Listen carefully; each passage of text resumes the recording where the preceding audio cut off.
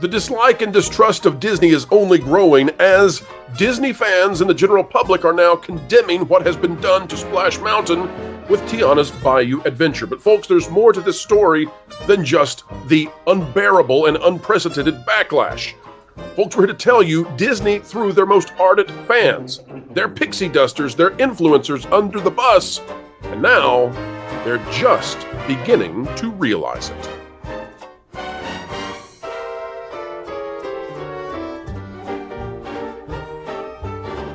Hello folks, welcome back to the Pro Channel, where we endeavor to explain entertainment, keep you ahead of the culture curve. One way we do that is we do not give 1 ounce of care if Disney gives us a cupcake or not. Seriously, that's real.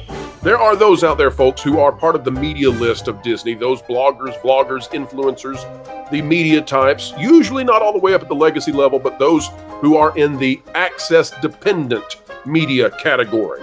Those smaller groups who desperately need early access, and they'll do anything to get Disney to grant them said early access because it drives their viewership. Without being able to ride something a day early or to go to a special fireworks party, they don't have content because oftentimes they don't have the panache. They don't have the talent or the gravitas to do it without such things. We don't care, though. We do not want to be on Disney's media list. In fact, folks, we have it written explicitly on thatparkplace.com that we do not accept anything. No quid pro quos here, so we don't go early to anything. Now, I want to show you this. Folks, as we dive in, click the like button. If you were wondering if Tiana's Bayou Adventure is any more popular now that the public is getting a better gander at it, think again. We are now at 3-to-1 negative to positive ratio. Negatives far outweighing, and of course the comments are not getting any better for Disney. Look at that, 9.5 thousand likes to nearly 30,000 dislikes at this time, 3-to-1. I have said before, and I think this will hold true, I think it's going to reach 5-to-1 negative. And of course the comments are scathing, much, much worse. We've done a video on that. We're not going to do it again, but I want to show you this. We've talked about this Forbes piece by Caroline Reed. This Forbes piece is fantastic because it is the mainstream coming out and talking about Tiana's Bayou Adventure. You don't get financial articles very often on singular attractions, on single rides. That's not the kind of stuff they typically cover, but this is so terrible and such an unprecedented just loss for Disney and for Disney fans in terms of execution. This thing is awful that now even Forbes is covering it. I want to read you a couple paragraphs and then show you how Disney destroyed the trust between themselves and the Pixie Dusters, although the Pixie Dusters, who, let us define them, they're the folks out there who are dependent on Disney. They need Disney to give them stuff so that they can continue making content. I want to show you how Disney threw them under the bus. We'll show that in just a moment. Let me read this, though, first. This, again, out of Forbes by the excellent Caroline Reed. After the construction walls went up around Splash Mountain in Orlando and California, it became clear that the spectacular centerpiece tree on top of the attraction had been scrapified. This left it without a landmark, or weenie as they are known in the trade, which could have been seen from afar. Instead, the attraction looks like a mound of moss. And folks, that's kind. And stands in stark contrast to the initial concept art. The content of the ride is even more confusing. Folks, that's under the bus number one. Under the bus number one is that Disney presented the Pixie Dusters with this beautiful glowing concept art. Let's see if it's in this article. There it is up there. Look at that beautiful art. Look at that. That's what they sold the Pixie Dusters on. And the Pixie Dusters joined right up on the bandwagon to take down Splash Mountain during the Summer of Love based on that concept art. The Pixie Dusters thought they were going to be delivered something grand and great, and they would get to be there before anyone else. Don't be late. Get in line before anyone else and have the exclusive content. Did not go that way.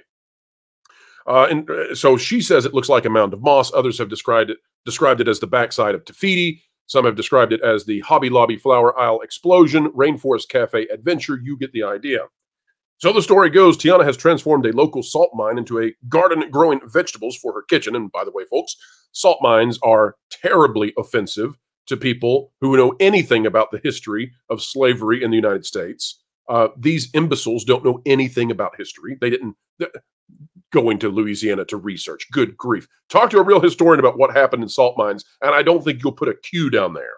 To thank her friends and family for their support, Tiana throws a party during Mardi Gras season, but finds that she is missing the ingredient of music. Riders step into the logs on a journey through the bayou to find it. Even by theme park standards, its premise is unclear, and this hasn't been lost on the audience.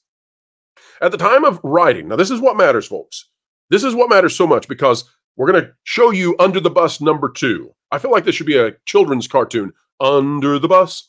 At the time of writing, the ride-through video has had 336,000 views, but has only been liked 7,600 times. Worse still, it has been deluged with negative feedback. Caroline goes on to talk about that. I want to show you all this now.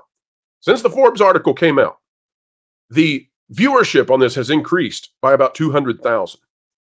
The likes have not increased proportionate to the dislikes. And what this means is that this is growing more and more unpopular. So what do I mean when I say Under the Bus #2? Well, folks, the way that the Pixie Dusters got hit with #2 by Disney is that even before the Pixie Dusters could ride this thing and generate money by riding it and having their exclusives and being early, Disney released this. Disney put this out there before the Pixie Dusters ever had a chance. It took away the biggest thing the Pixie Dusters need, which is exclusive early content. It's the whole reason that they're Pixie Dusters, at least most of them. Some of them are true believers, but many not.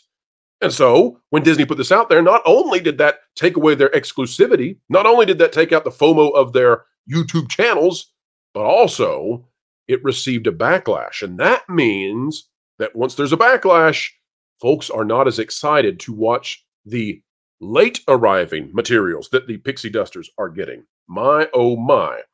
And then, folks, Under the Bus #3, take a look at this. Tiana's Bayou Adventure. This is out of Jonas J. Campbell. He is the investigative reporter for That Park Place.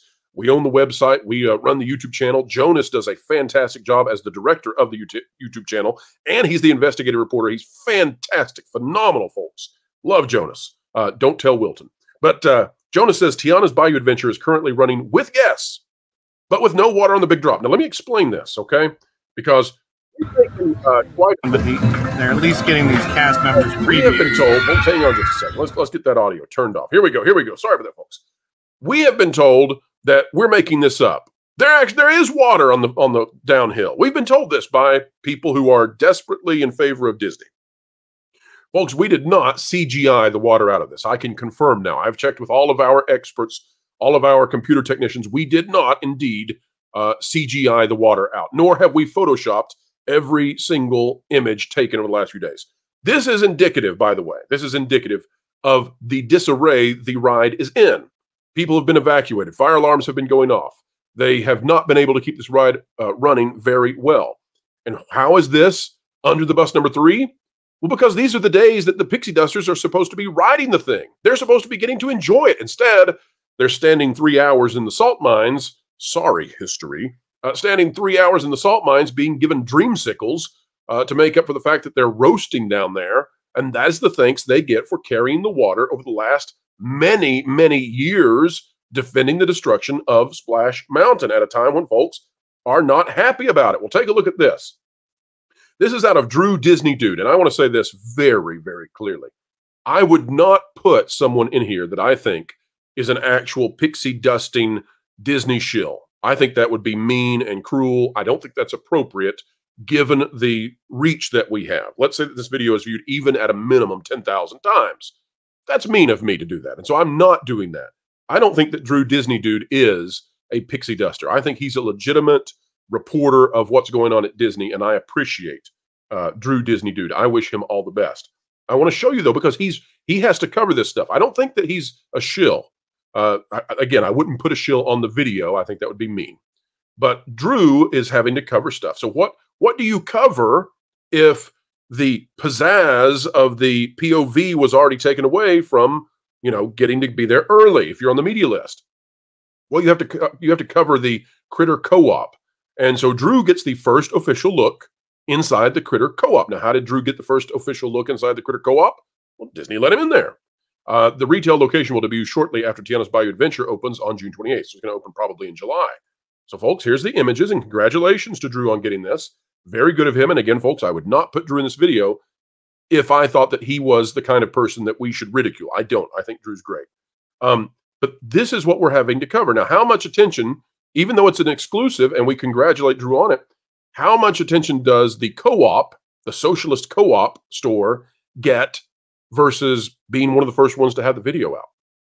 Not that much. And that's the problem. That's how Disney damaged the Pixie Dusters. Again, that's 4 ways, because now even the legit media like Drew is having to find ways to make it okay that Disney took away their revenue. And I think, folks, that over time, Disney is going to have caused these people to realize that carrying their water did them little good.